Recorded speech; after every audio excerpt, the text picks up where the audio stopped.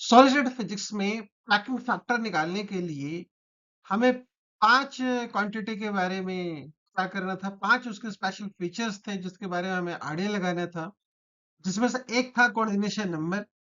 और last video में हमने कोऑर्डिनेशन नंबर के बारे में बात कर ली थी कि सिंपल क्यूबिक में 6 होते हैं coordination number, BCC body centre cubic में 8, एफसीसी का 12 और सिमिलर टू एचसीपी का भी 12 ही होता है। अब जो दूसरी क्वांटिटी है उसको करने के लिए हमारे पास कौन सी है? आपने नहीं देखा वीडियो तो जरूर देख लीजिए, वहां से आपको पता लग जाएगा। तो जो पहली क्वांटिटी थी कोऑर्डिनेशन नंबर, हम ऑलरेडी उस वीडियो में कर चुके हैं और उसके वहां पे हम काफी बातें बता भी चुके हैं। तो अब हम कर रहे हैं number of atom per unit cell. Right, इसको जेड से डिनोट करते हैं, कोऑर्डिनेशन नंबर को सीएन से डिनोट करते हैं। तो चलिए वीडियो में चलते हैं, अगर आप इसके बारे में जानना चाहते हैं क्या है कैसे है।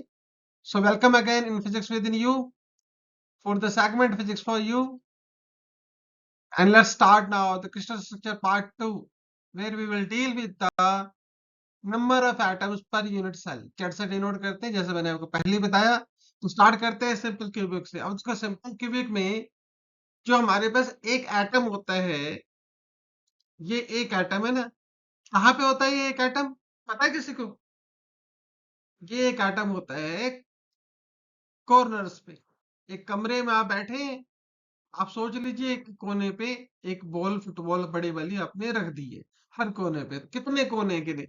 4 नीचे वाले फ्लोर पे और 4 छत पे। राइट, तो 8 हो गए ना हमारे पास।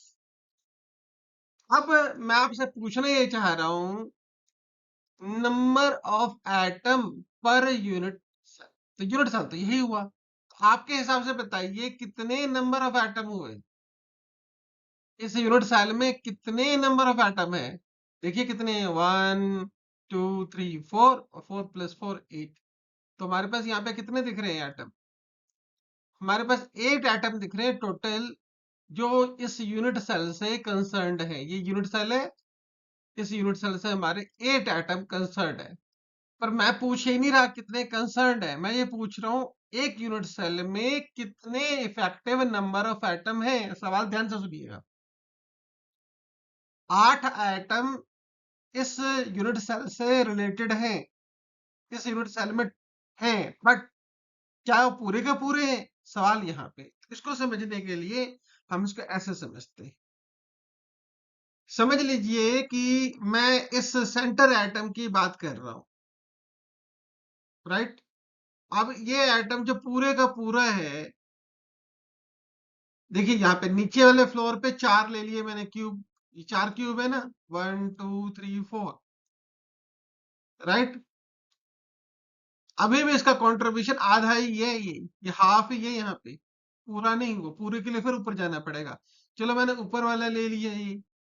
तो ऐसे जैसे ये 4 नीचे है, ऐसे 4 ऊपर भी आएंगे। इसका मतलब ये कहना चाह रहा हूं मैं कि ये जो एटम है ना पूरे का पूरा, ये ऐसे ऐसे 8 क्यूब्स हैं यहाँ पे। समझ रहे हैं? और यही हाल हर एटम का है, 8 क्यूब। इसका मतलब कहने का पर्पस क्या है, यहाँ पे एक एटम का यहाँ पे जो कंट्रीब्यूशन है वो सिर्फ 1/8 है। तो ये वाला जो एटम है आपका, ये 8 क्यूब्स को कंट्रीब्यूट कर रहा है।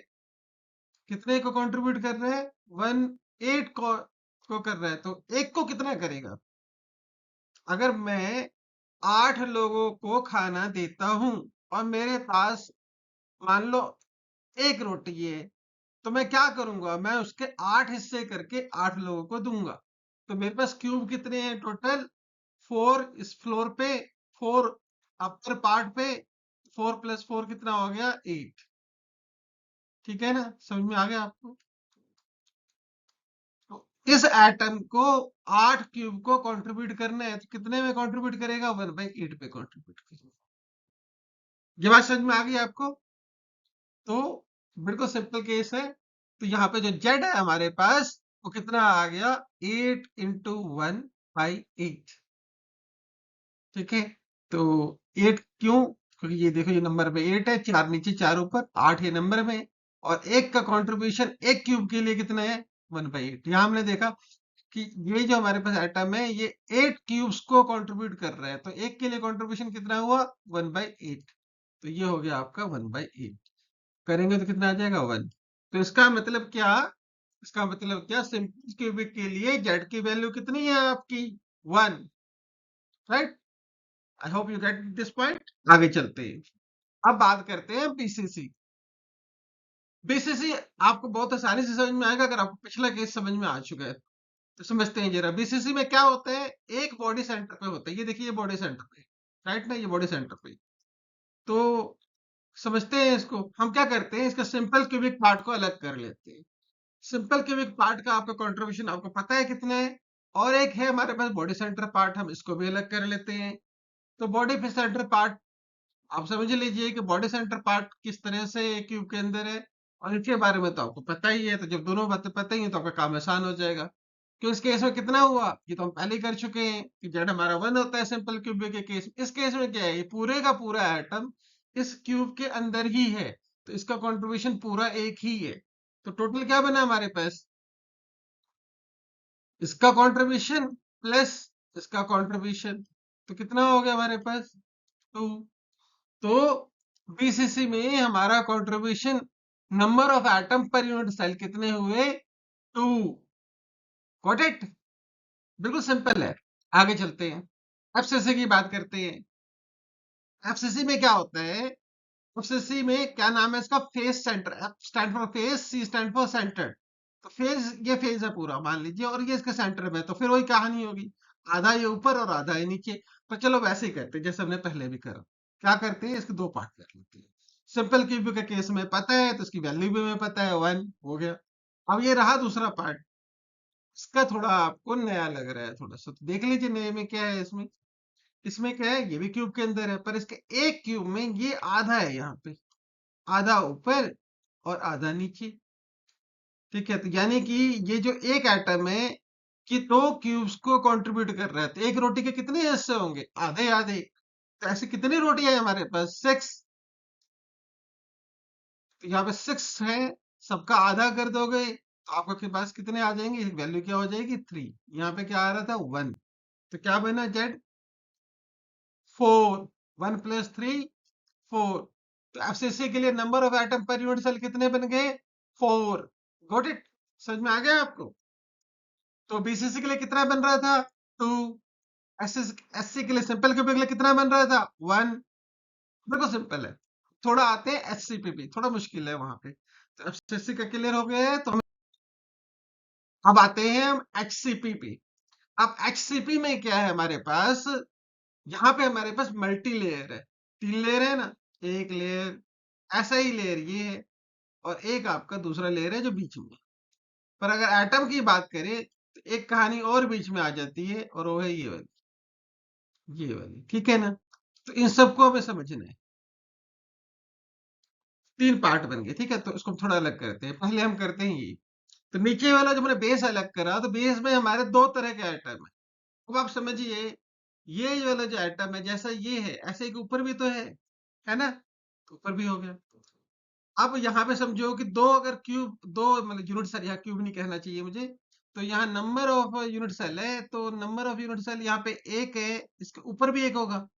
तो जो कंट्रीब्यूशन होगा इनका, ये इस तरीके से जो कंट्रीब्यूशन होगा इसका, इसका अलग होगा और इसका अलग होगा, क्योंकि इसके ऊपर एक होगा तो ये वैसा ही बिहेव करेगा जैसा हमारा एफसीसी में था, यानी कि इसका कंट्रीब्यूशन कितना होगा, हाफ। ठीक है, और बाकी ये ऐसे तो ये बेचारे हर जगह है, इधर भी है उधर भी है, तो ये सिंपल क्यूबिक की तरह है। ठीक है, सिंपल क्यूबिक की तरह बटेगा ये भी। ठीक है, अब आगे चलते हैं, समझते हैं कैसे बटेगा। कितनी है टोटल ऐसे आइटम आपके पास, गिनिए। 6 है आपके यहाँ पास, ठीक है ना, और 6 है यहाँ पे, तो कितने हो गए टोटल 12। नंबर तो क्लियर है ना आपको, नंबर क्लियर। अब क्योंकि ये हेक्सागन फॉर्म कर रहे हैं, क्या फॉर्म कर रहे हैं, हेक्सागन फॉर्म कर रहे हैं। तो ये जो एक एटम है हेक्सागन में क्या हो रहा है, कितने हेक्सागन कंट्रीब्यूट कर लेंगे, आप सोचो उसके बारे में। ये हेक्सागन बना दिया मैंने, बनते चलेंगे, कितने बनाते जाओ। ठीक है ना, हेक्सागन इस तरह से बनता जाता है, जहां मर्जी बनाते जाओ। तो जो एक आपका कंट्रीब्यूटर है वो कहाँ-कहाँ कंट्रीब्यूट करेगा ये समझिए आप। तो ऐसे 6 पार्ट है उसके पास। हर आर्म पे एक, तो ये सबको कंट्रीब्यूट कर रहा है। सबको कंट्रीब्यूट कर रहा है ना, तो उसके पास एक रोटी के 6 हिस्से होंगे, राइट? 6 क्यों? 3 नीचे देखो, ये यहाँ पे देखो 3 आर्म है इसके, 1 2 और 3। तो 3 तो यहाँ पे हो गए और 3 ऊपर, एक लेयर ऊपर हो गई इसकी। तो ये कितना हो गया? 3 प्लस 3 6। मतलब ये देखो, ये अगर मैं इसकी बात करूंगा तो ये इधर भी कंट्रीब्यूट कर रहा है, इधर भी कंट्रीब्यूट कर रहा है, एक इधर भी होगा इसकी, ये उसको भी कंट्रीब्यूट करेगा और ऐसे ही 3 ऊपर भी होंगे। तो 3 प्लस 3 कितने हो गए? 6। ठीक है, तो इसको अपनी रोटी को 6 हिस्सों में बांटना पड़ेगा, इसलिए इसका कंट्रीब्यूशन 1/6 आएगा। I hope you get my point. So that equal to this for this one part. दूसरे पार्ट में बात करते हैं। अब क्योंकि ये तो मिडल में है, इसके पास तो ऐसा ये यूनिट के अंदर ही बैठा हुआ है, इसके कंट्रीब्यूशन का कोई मतलब ही नहीं है। इसको सिर्फ एक जगह कंट्रीब्यूट करना है, अपने से ऊपर वाले पे। अगर एक और क्रिस्टल हम ऊपर बना दे तो सिर्फ ही उसको कंट्रीब्यूट कर रहा है, ऐसे नीचे वाला कर रहा है। तो आधा ऊपर और आधा नीचे, है ना? तो कितना हो गया? ये हो गया आपका जेड। आप कैलकुलेट कर लीजिए, वैल्यू इफेक्टिव 1 हो जाएगी। बात आते हैं इसकी कर रहे हैं बात। ये तो पूरे का पूरा यूनिट सेल के अंदर ही है, देखिए ध्यान से, अंदर ही है ना ये। तो ये पूरे का पूरा एज सच कंट्रीब्यूट करेगा, पूरा कंट्रीब्यूट करेगा। अब आपने क्या करना है, आपने फिर तो बस तीनों का आपने क्या कर देना है, सम कर देना है। और जैसे ही आप तीनों का सम कर देंगे तो क्या आ जाएगा? ये वैल्यू आपको पता है कितनी होगी? 12 इंटू 1 पॉइंट, ये 2 है। ये कितने है? ये 1 है। और ये कितने है? ये 3 है। सम कर लो कितना हो गया? 6। तो जेड की वैल्यू कितनी आ गई आपके पास? 6। ठीक है, तो एचसीपी में जेड की वैल्यू कितनी हो गई? 6, राइट? तो आई होप ज्यादा मुश्किल था नहीं ये, सिर्फ आपको पिक्चराइजेशन की थोड़ी दिक्कत हो जाती है, यहाँ पे दिक्कत हो सकती है, स्पेशली इसमें थोड़ा आदमी कंफ्यूज हो जाता है। तो मैंने बार बार बताया, कहीं से भी देख लो, ये जो एटम है आपके पास, ये अपने प्लेन में 3 जगह कंट्रीब्यूट कर रहा है।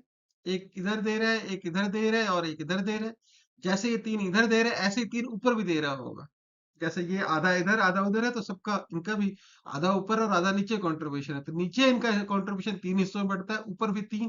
तो 3 प्लस 3 6 हो गए टोटल। बस एक ये थोड़ा सा कंफ्यूजिंग पार्ट है, बाकी पार्ट क्लियर है कि इसका तो हाफ ही है, हाफ ऊपर हाफ नीचे। ये पूरा एटम के अंदर ही है। तो तीनों पार्ट कंट्रीब्यूट हो गए। तो ये आई hope you get this point कि ये कैसे आ रहे थे आपके पास, और आपके पास एससीपी का कितना आ गया कि 6 होता है। तो एक बार का सबको समराइज कर लेते हैं कि सिंपल क्यूबिक में हमारा जेड कितने हैं? 1। बीसीसी में जेड कितने हैं? 2। एफसीसी में जेड कितने हैं? 4। और एचसीपी में जेड कितने हैं? 6। तो इसी के साथ हम आज का ये पार्ट, ये वाला इस वीडियो का यही समाप्त करते हैं। अभी हम तीसरे पार्ट के बारे में बात करेंगे। आप नकल फैक्टर को पूरा तभी समझ पाएंगे जब आप पांचों पार्ट्स को अच्छी तरह कर लेंगे।